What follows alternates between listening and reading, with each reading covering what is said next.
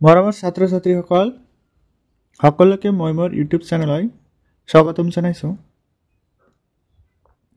আজিৰ এইটো ভিডিঅ'ৰ জৰিয়তে আমি আলোচনা কৰিম নৱম শ্ৰেণীৰ গণিতৰ অনুশীলনী 14.2 দিয়া প্ৰশ্নসমূহৰ সমাধান। ইয়াৰ প্ৰথমটো প্ৰশ্ন হৈছে অষ্টম শ্ৰেণীৰ 30 গৰাকী ছাত্ৰ ছাত্ৰীৰ তেজৰ গ্ৰুপ নিম্নোক্ত ধৰণে লিপিবদ্ধ কৰা হৈছে। এনেকৈ 30 গৰাকী ছাত্ৰ ছাত্ৰীৰ তেজৰ গ্ৰুপ কি লিপিবদ্ধ কৰিছে। বাৰম্বাৰতা বিভাজন তালিকা ৰূপত তথ্যখিনি প্ৰদৰ্শন কৰা।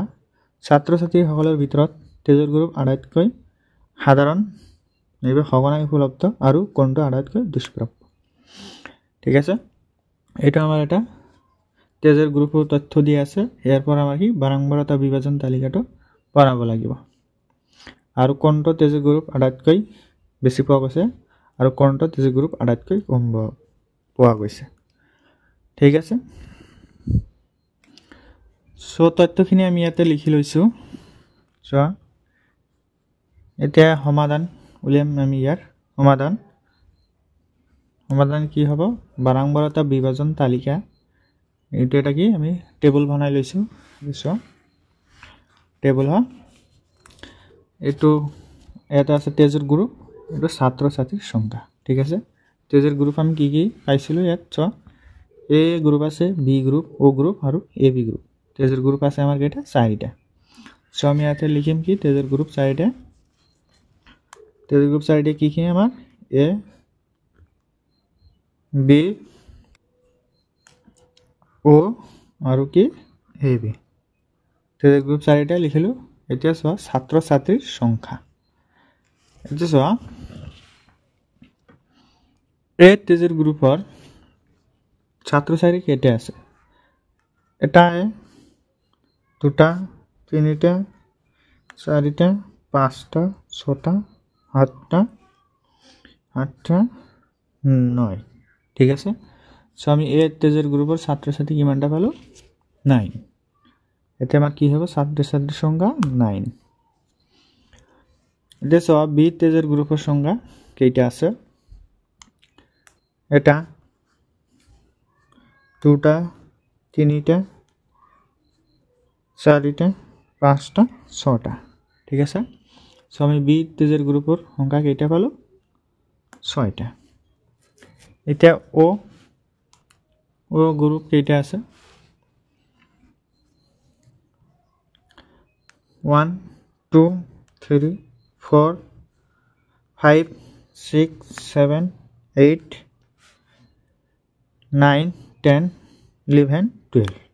আমি অ গ্ৰুপ কেইটা পাইছোঁ, 12। ঠিক আছে, অ গ্ৰুপ থকা ছাত্ৰ ছাত্ৰীৰ সংখ্যা কেইজন, 12 জন। এতিয়া চোৱা এ বি গ্ৰুপ থকা ছাত্ৰ ছাত্ৰীৰ সংখ্যা কেইজন আছে, 1 2 3 3। ঠিক আছে, এ বি গ্ৰুপ থকা ছাত্ৰ ছাত্ৰীৰ সংখ্যা কেইজন পালোঁ আমি, 3 জন। হ'ল, কেইজন পালোঁ, 3 জন। এতিয়া চোৱা মুঠ এতিয়া কিমানটা হ'ব, 9 আৰু 6 যোগ কৰিলে আমাৰ কিমান হয়, 15 আৰু 12 যোগ কৰিলে আমাৰ কিমান হ'ব, 27 আৰু 3 প্লাছ কৰিলে আমাৰ কিমান হ'ব, 30। মুঠ ছাত্ৰ ছাত্ৰী কিমান, 30।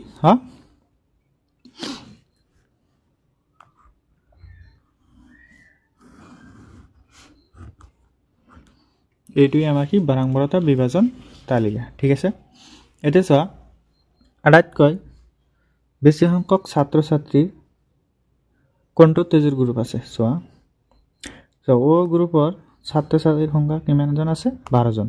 এইটো কি আটাইতকৈ বেছি সংখ্যক বা সঘনাই উপলব্ধ কি হ'ব, তেজৰ গ্ৰুপ। আৰু আটাইতকৈ কম বা দুষ্প্ৰাপ্য কোনটো আছে, A B group. A B গ্ৰুপৰ কেইজন আছে, 3 জন মাত্ৰ। আটাইতকৈ সঘনাই পোৱা তেজৰ গ্ৰুপটো আমাৰ কি হ'ব, আমি লিখিম। গতিকে সঘনাই উপলব্ধ উপলব্ধ তেজৰ গ্ৰুপটো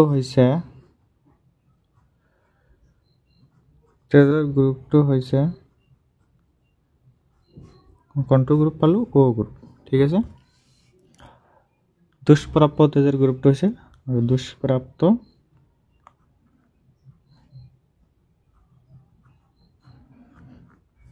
দুষ্প্ৰাপ্য তেজৰ গ্ৰুপটো হৈছে তোমাৰ কি হ'ব AB গ্ৰুপ ঠিক আছে এইটোৱে আমাৰ কি 1 নম্বৰ প্ৰশ্নৰ সমাধান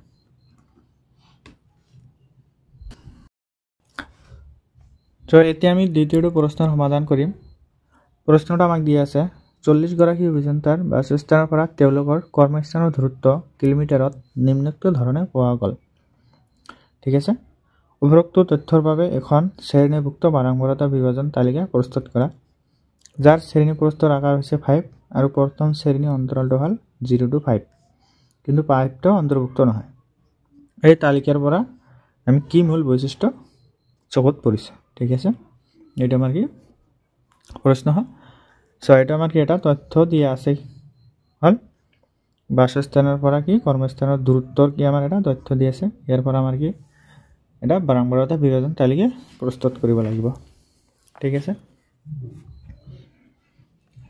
আৰু সো ইয়াত শ্ৰেণী প্ৰস্তৰ আকাৰটো আমাৰ কিমান আছে 5 আৰু শ্ৰেণী অন্তৰালটো কিমান আছে 0 to 5 কিন্তু 5 টো কি আমাৰ অন্তৰ্ভুক্ত নহয়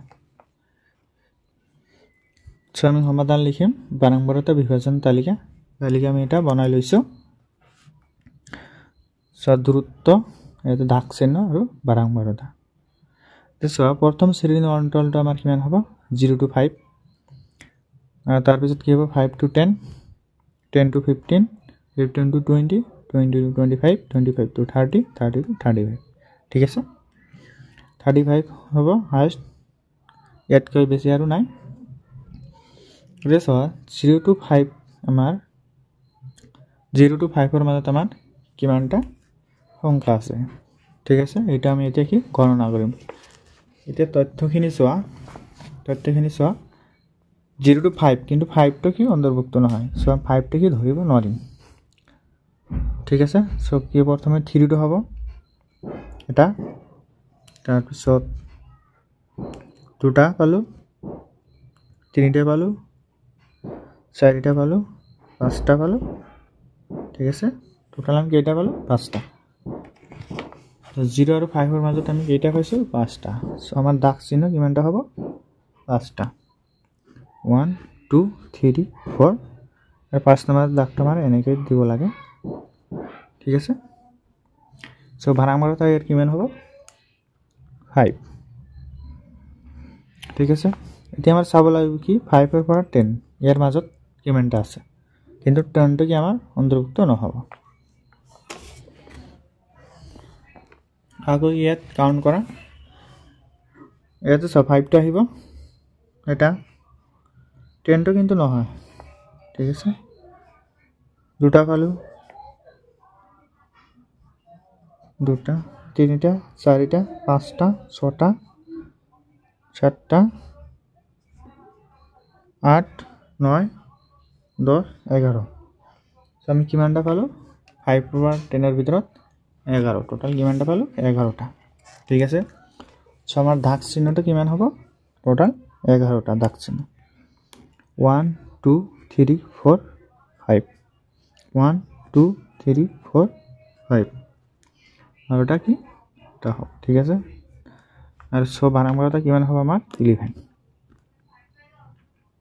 হল এটা সো 10 এর পৰা 15 লৈকে কিমানটা আছে এটা আমি কাউন্ট কৰিম এতিয়া 10 আৰু 15 এৰ মাজত কেইটা আছে এটো কাউন্ট কৰিম সো 10 আহিব এটা হল দুটা তিনিটা চাৰিটা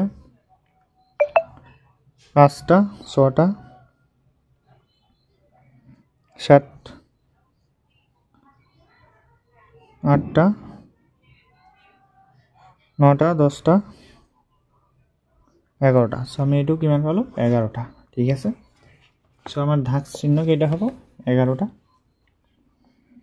1 2 3 4 5 1 2 3 4 5 5 5 10 আৰু এটা ঠিক আছে সো ভাৰাংবাৰত আমাৰ কিমান হ'ব 11 এতিয়া আমাৰ বাহিৰ কৰিম কি 15 পৰা 20 লৈকে কেইটা আছে এটা কাউন্ট কৰা 15 পৰা 20 লৈকে 20 টো নহব 15 ৰ ওপৰত এটা দুটা পালো তিনিটা পালো চাৰিটা পালো পাঁচটা পালো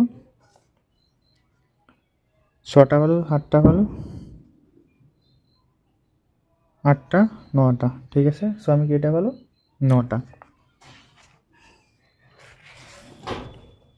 সো ইয়াৰ দাগ চিহ্ন কেইটা হ'ব 9 1 2 3 4 5 1 2 3 4 ঠিক আছে 5 আৰু 4 কিমান হয় আমাৰ 9 সো ইয়াৰ বাৰাংবাৰতা কিমান হ'ব 9 হল এতিয়া আমাৰ কোনটো লাগে 20 ৰ পৰা 25 লৈকে কেইটা আছে ঠিক আছে 20 ৰ পৰা 25 লৈকে আমাৰ কেইটা আছে তো কাউন্ট কৰিম এতিয়া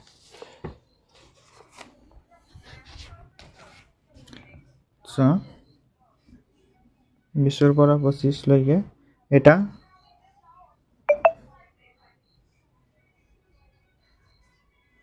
এটা এটা এটা এটা আৰু নাই আর কেইটা পালো এটাই পালো ঠিক আছে সো আমি কেইটা পালো 20 ৰ পৰা 25 লৈকে এটা সো এৰ বাৰাংবাৰতা কি হ'ব 1 এতিয়া আমাৰ কি লাগে 25 ৰ পৰা 30 লৈকে ঠিক আছে সো 25 ৰ পৰা 30 লৈকে আমাৰ কেইটা আছে এটা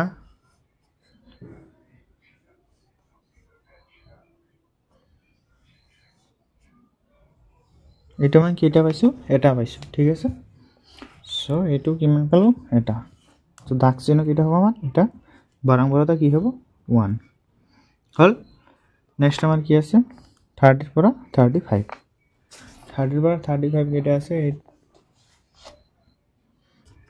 তো কাউন্ট কৰা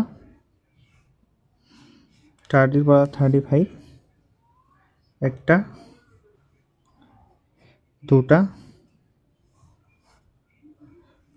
সো আমি কেইটা পালো টোটাল দুটা 30 ৰ পৰা 35 এৰ ভিতৰত আমি কেইটা পালো দুটা পালো সো দাগ চিহ্ন দুটা হ'ব বাৰাংবাৰতা 2 ঠিক আছে এটা সব মুঠ আমি কেইটা পাম ধান কৰা 5 আৰু 11 কিমান হ'ব 16 ঠিক আছে 16 আৰু 11 কিমান হয় আমাৰ 27 আৰু 9 কিমান হ'ব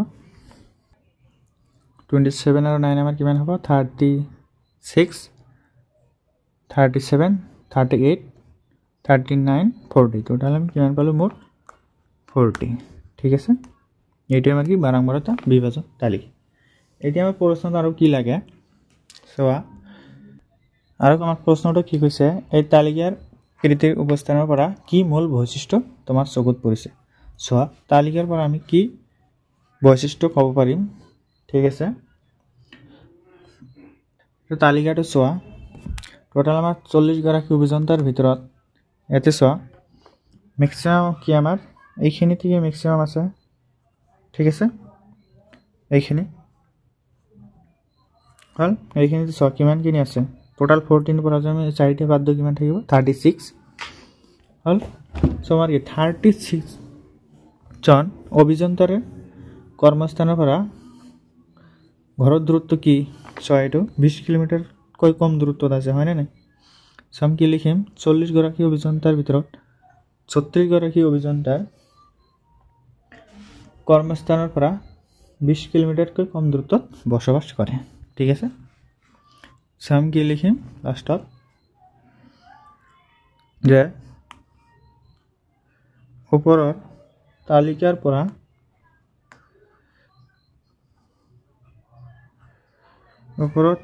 পৰা অভিমত প্ৰকাশ কৰিব পাৰি যে অভিমত প্ৰকাশ কৰিব পাৰি যে 40 গৰাকী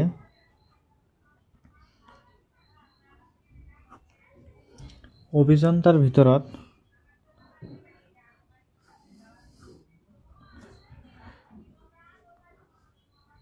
ভিতৰত 36 গৰাকী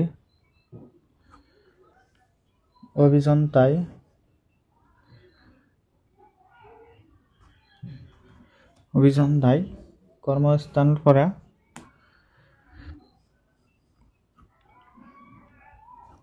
কৰ্মস্থানৰ পৰা 20 কিলোমিটাৰতকৈ